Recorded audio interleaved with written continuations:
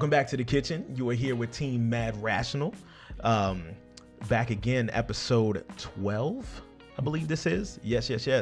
1 and the 2. 1 and the 2, baby. And Team Mad Rational, composed of us three. My man, a.k.a. Arthur Yves on the side here. Me, Brandon, a.k.a. Twitch for Life. And Lance, MrBroadcast. MrBroadcast 2018. Back again, still coming off the vibe of Black Panther. I did go and see the movie again. So that makes twice, but for the next video, it'll be 3 times. Trust me. We'll be talking about a little bit to do with Black Panther, not too much, but some of the other topics that are spinning off of that movie and some of the conversations coming from that movie. Today, also on the Cut of the Week, we're gonna break away from the serious topics of the Cut of the Week a little bit today because this is hilarious. It's ridiculous, and who doesn't like hilarious and ridiculous, right? Because Fergie. The London Bridge fell. Right. Yeah. It did. And so did her ability to hear tones. Awkward silence. So, without further ado, why don't y'all watch this with us, and we're going to figure out what happened.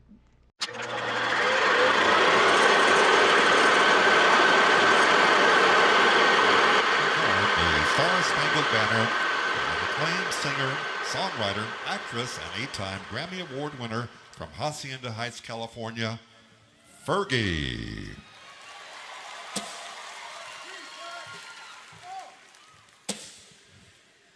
Oh, say, can you see by the dawn's early light what so proudly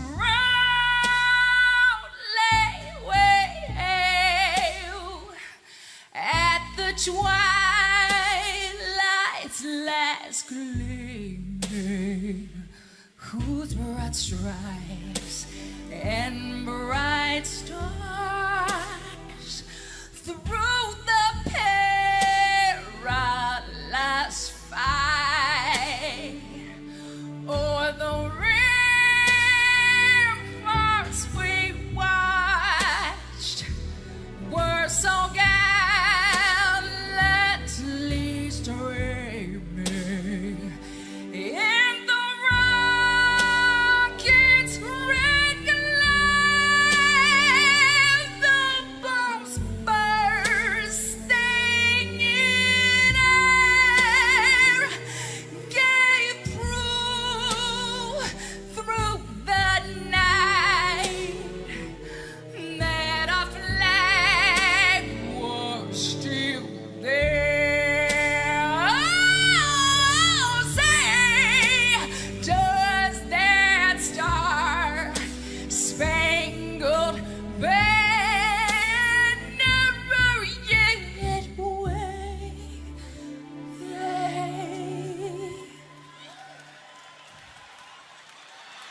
for the land of the free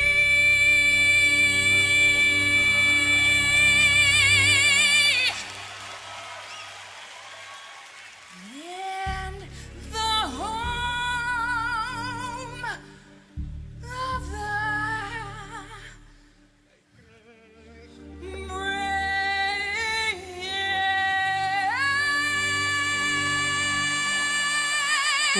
That was some rough. Again. Okay. Right. She hit the note for like a split second and then went sharp after being flat. It was like, wait, how did we never hit the note? Like, how did we didn't arrive? Okay, so look, this is what I'm gonna say here. If you're gonna sing the national anthem, it's kind of like paint by numbers. Okay, there's these things called notes, and they're on a staff, and they're set up in such a way where you have like a direction to where you're going, right? The song's been written, the song's been done multiple times. unless you know that your song is about to be a Grammy nominated version of this, please, for the love of everything holy, can we not fix something that's not broken? In her defense, she did not have Will.i.am sitting there with the auto-tune. I'm so done. Pettyweight champion of the world, ladies and gentlemen. Arthur. You know what's funny about this? Like, and totally pun intended, but I'd rather have a black eye, please.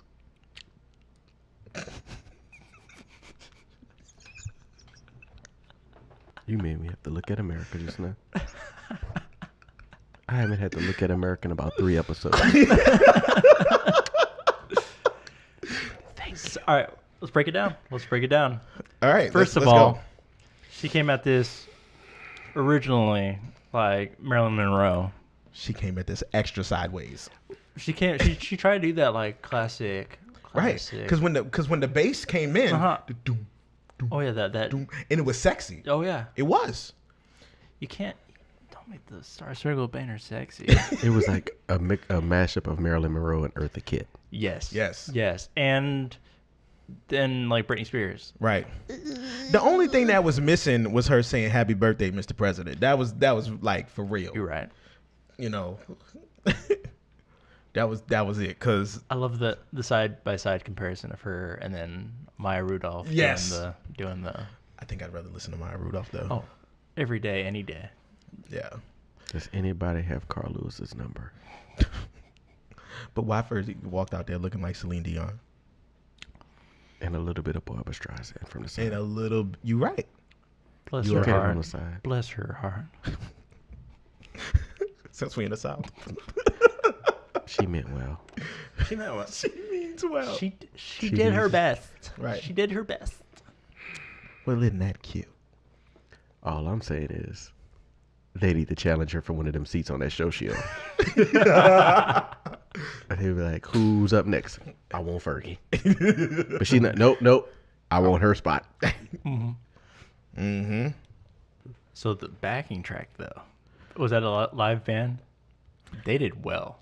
I don't think it was. I don't see them. Or the track. If it was just It was a track that was done. that was well. done very well. Yes, I Yeah. like the rendition. I mean, it's kind of like every Jaden Smith track. Can I get the instrumental version? So the only difference between this and Jaden Smith is Jaden Smith made my playlist. All I'm saying is, somewhere Khaled's going, they didn't want us to win, so you didn't win. Khaled's, I got nothing. You didn't win. I feel like she needs a bunch of compliments, like DJ Khaled compliments, but none of them are "you sang that well." I appreciate you. You smart. You beautiful. You loyal. You loyal. I appreciate you in that dress. Did you see her response to that whole event and how she was trying to do something different? She wanted to stretch the barriers or be, different and groundbreaking or something like that, and she just realized it just didn't work. And But I you can don't realize appreciate that it. in I the can performance. I can appreciate it. Yeah, no, when she's performing and she seems really proud of herself. Right. People are clapping. I did well. Right. Everybody's there. I'm sorry. I'm sorry. But they were clapping because they were like, we almost there. It's almost over. Yeah. I've always been honored and proud to perform the national anthem, and last night I wanted to try something special for the NBA. I'm a risk taker artistically, but clearly this rendition didn't strike the intended tone. I love this country and honestly tried my best. I mean, you can't be mad at that, but we could have fun about it. Bless her heart. So stupid. Here's my question. I wonder what Whitney Houston would have thought of this.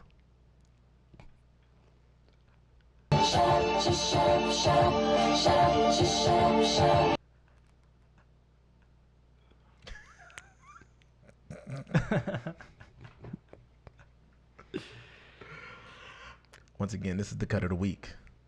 Like we do every week, we select a track, we talk about a track and all aspects of it, and then we vote.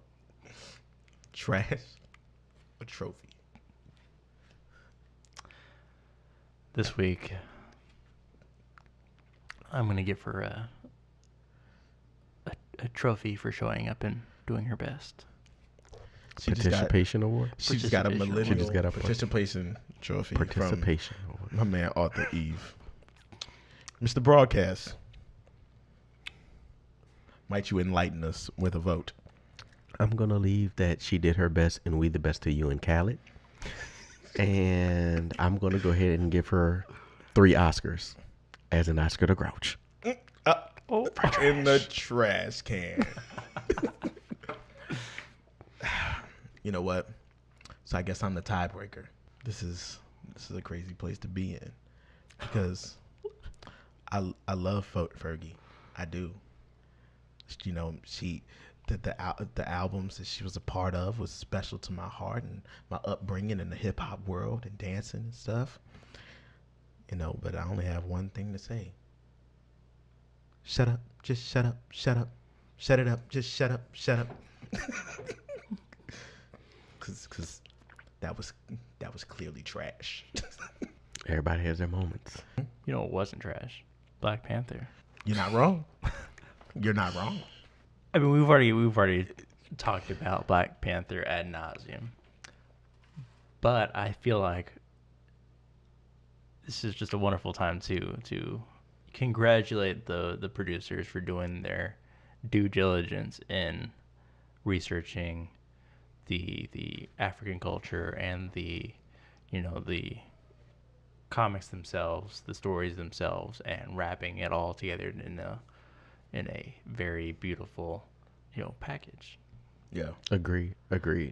And I want to say a special, thank you for specifically Chadwick Boseman, right? Because of the role he played in the movie. I mean, and not to say all the other actors in the movie weren't incredible, but he did play the role that,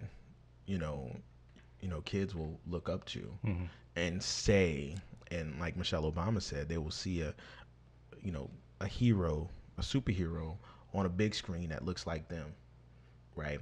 And then through the entire movie, not only is the action is there, the acting is there, but he's regal as well. Right, he's a class act. The whole movie, the character is a class act, right, and that is a testament to his abilities as an actor. You know what I mean? Yeah. And for generations, he'll be the first on that level. I'd be willing to say, branching off from that, I would also just take my proverbial hat off to Ruth Carter, who did all of the costumes for the show. My goodness. So I feel like that. Oh my goodness. Yes. Also, just to her and I guess the rest of the production team, the visuals, the music.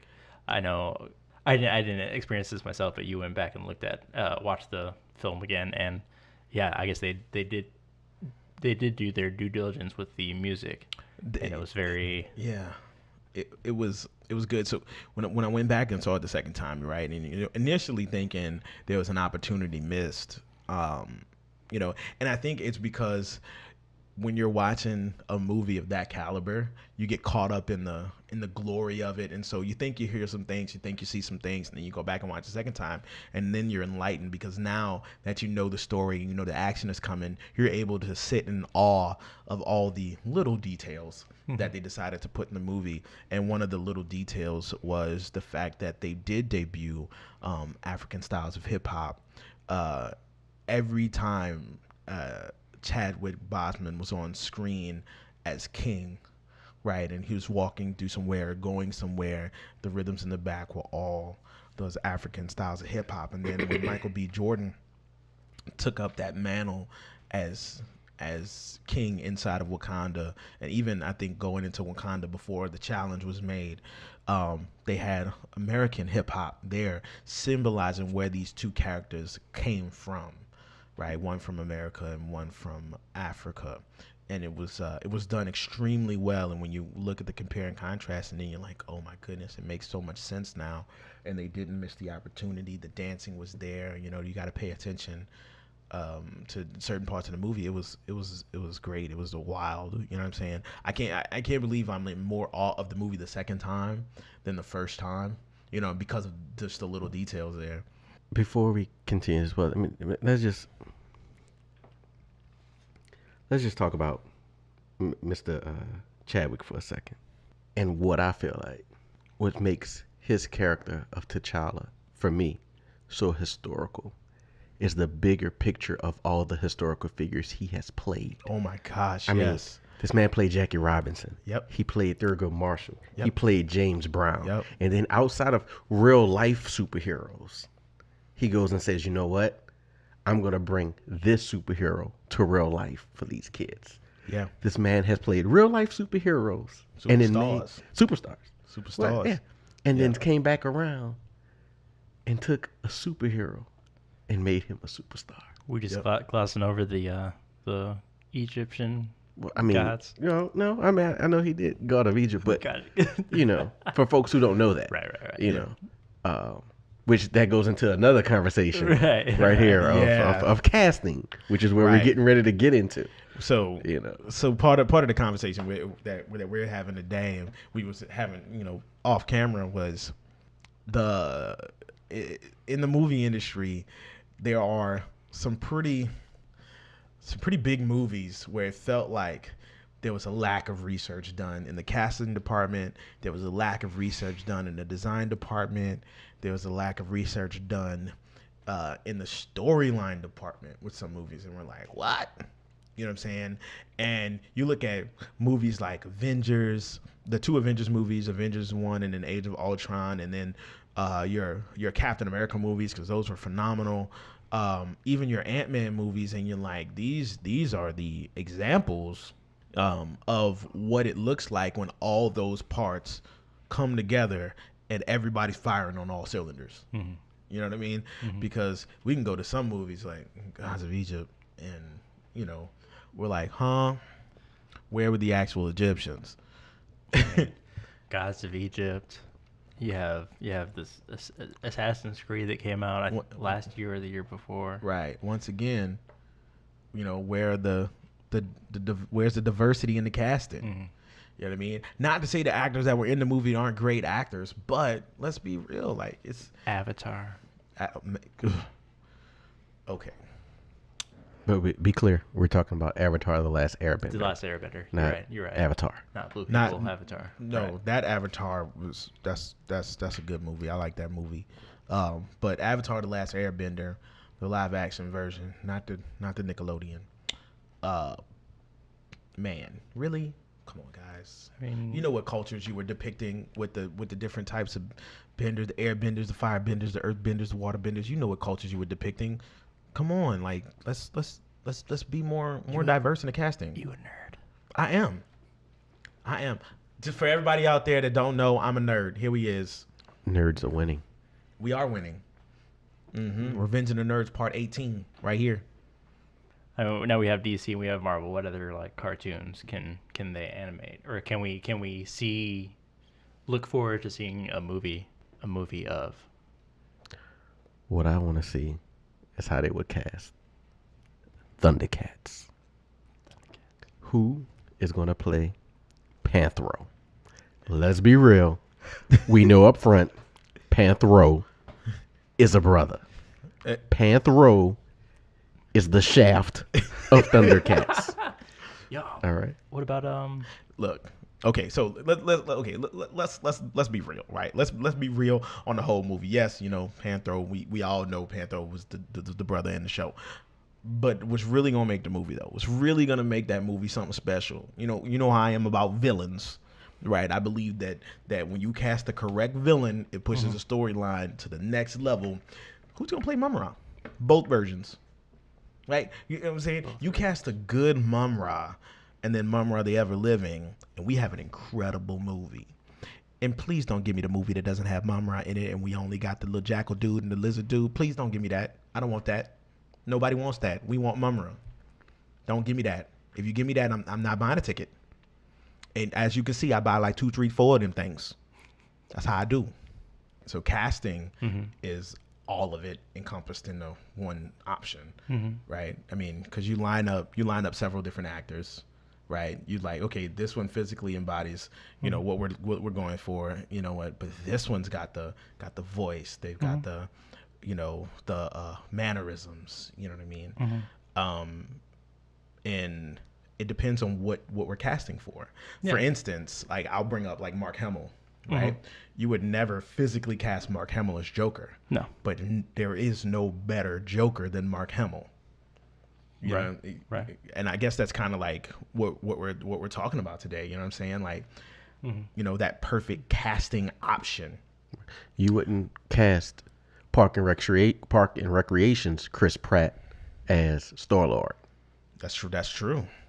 But understanding that now, when he went for the role, he blew them away, and they were happy with him in the role based on his acting. Right. But he knew, not even him, he knew he had to get jacked to represent who Star-Lord really is, to the physical embodiment of him, past just his acting skills. Right. Right. So that goes all into what we're talking about. It's not just so much of the true on data piece of history, but it's the physical representation of the history of that character, Right. on how people see it in the manifestation of that, that character. Yeah. Right. When we speak history. Yeah. And like going back to like Thundercats, like there's, you know, when you have like a Mumra who is that's the monologue character. That's the character that gives you the cool speeches and things like that. And then he talks to the other 3 lackeys, which was like the fox dude, the Lizard, and the whatever the other guy was. I can't remember. But it was a jackal. It wasn't a fox. It was a jackal. Yeah.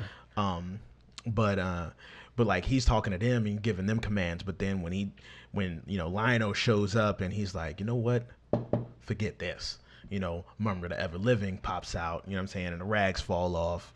And he's this big jacked dude. He's like, I'm done with the talking. I'm gonna give you this 2 seconds of speech, and I'm about to bust. I'm gonna push your shit in. You know what I'm saying? Like, Oh, okay. So the Mumra, the other version is the one with the rags, and then the Ever Living is the purple skin buff. Okay. Yeah. It's kind of like the hard choice you make when you cast a dude that's like 5. What was he like 5'6" or 5'7" as Bane?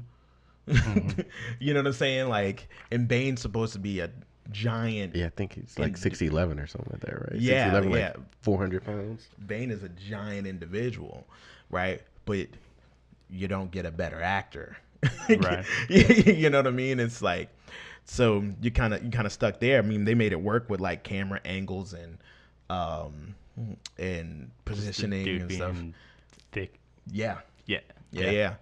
You know, but then the voice of Bane was amazing too. Like that voice he did, you know what I mean? It was partial mixing, but also like him acting, you know.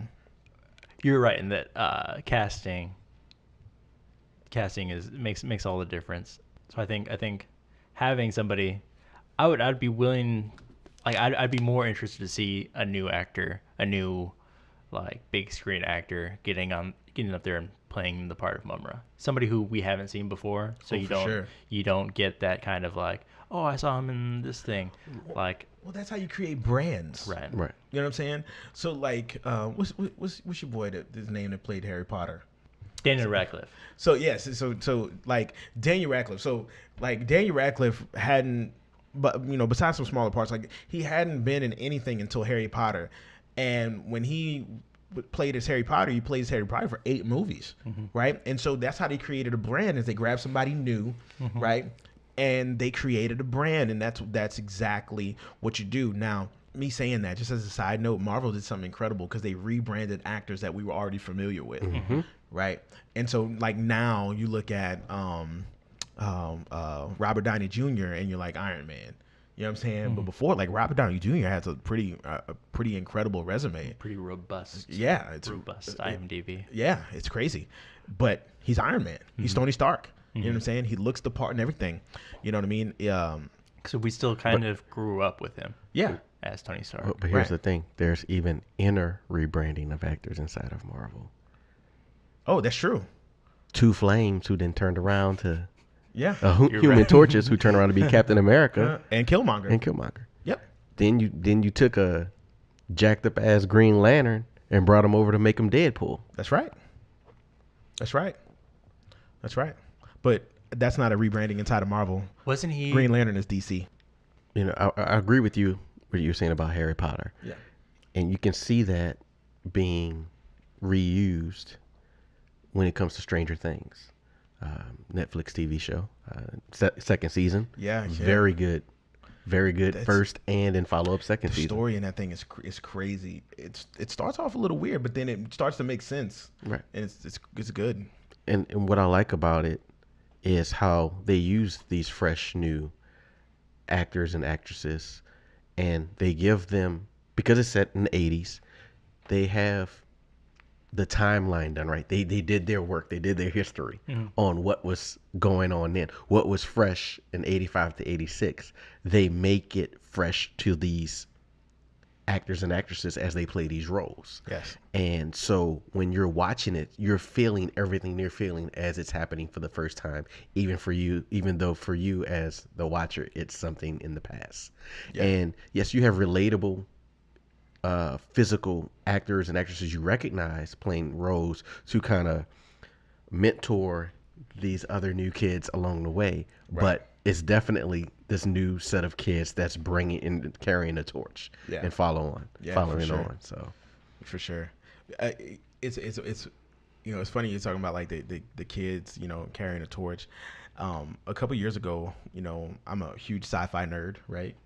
And just talking about actors and casting and roles in TV shows, I went back and I watched every single episode of X-Files, right? Because I'm a sci-fi nerd and I hadn't seen them all, and I don't think I can call myself a nerd if I've never seen all the X-Files, right? So I gotta be a full-fledged nerd.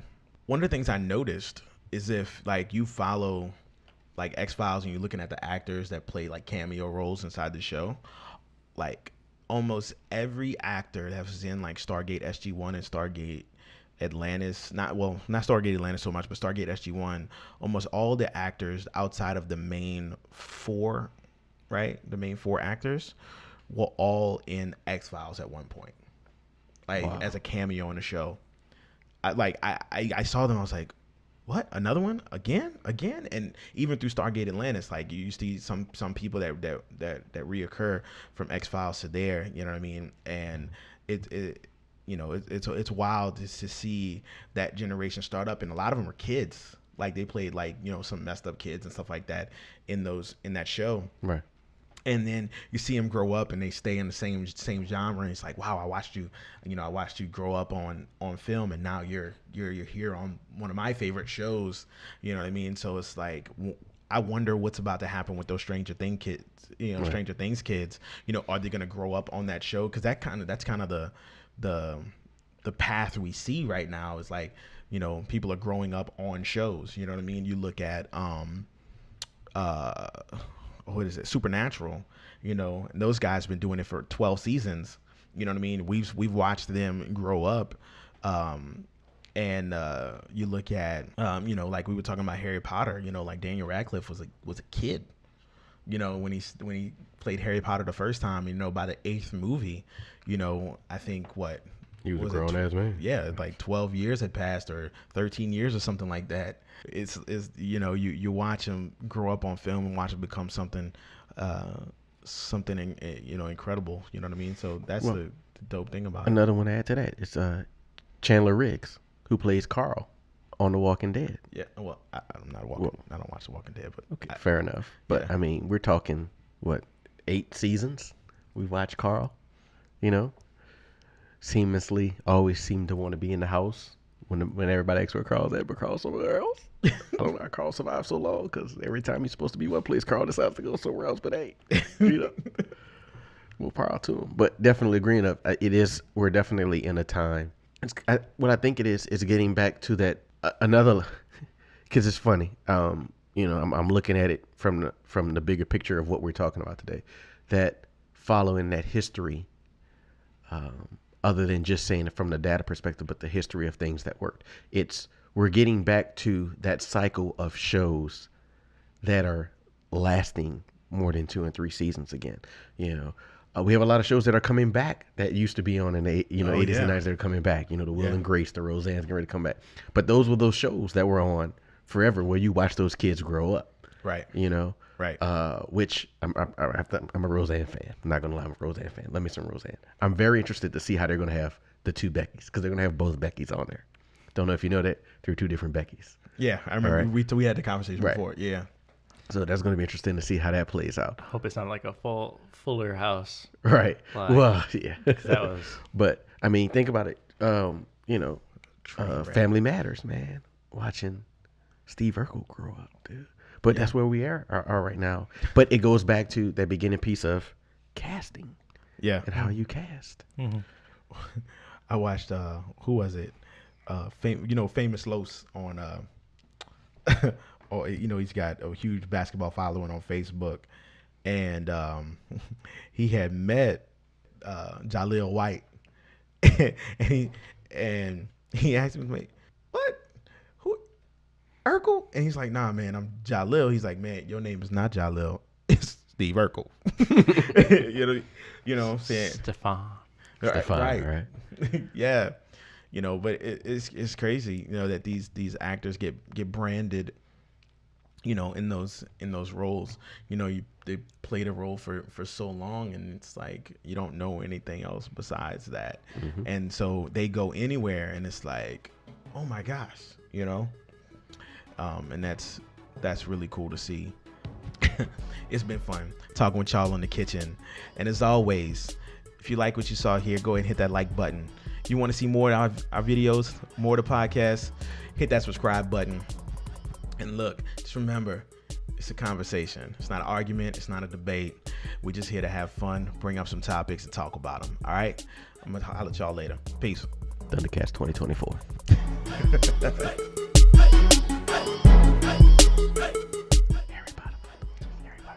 Don't say that. Don't tell me that. Stop playing. Because if I start typing this in, and the FBI has that on me,